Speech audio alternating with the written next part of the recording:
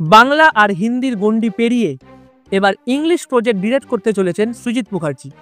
Elementary, my dear Holmes British Indian co প্রোডাকশনে তৈরি হবে এই ফিচার ফিল্ম, যার co producer Conan Doyle estate. Sir Arthur Conan ডয়েলের জীবনী নিয়েই তৈরি হবে এই সিনেমা। 1906 সালের লন্ডন বেসড এই সিনেমা স্যার আর্থার কোনান ডয়েলের পার্সোনাল আর মরাল কনফ্লিক্টকে তুলে ধরবে।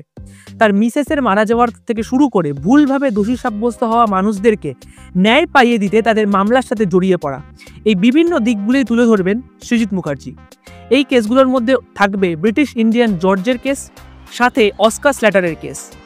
এই সিনেমার মূল উদ্দেশ্য হলো কিভাবে স্যার আর্থার তার এভারগ্রিন কাল্পনিক চরিত্র শার্লক হোমসের মতোই নিজের বুদ্ধিমত্তা আর ইনভেস্টিগেশনের ইনস্টিংক্টকে কাজে লাগিয়ে সত্যের জন্য লড়াই করেছেন।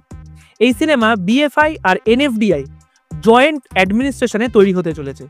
এবার প্রবীর রয় চৌধুরী, ইন্সপেক্টর পোদ্দারের স্রষ্টা কিভাবে শার্লক হোমসের স্রষ্টার জীবনীকে সিলভার স্ক্রিনে তুলে ধরেন সেটাই দেখার।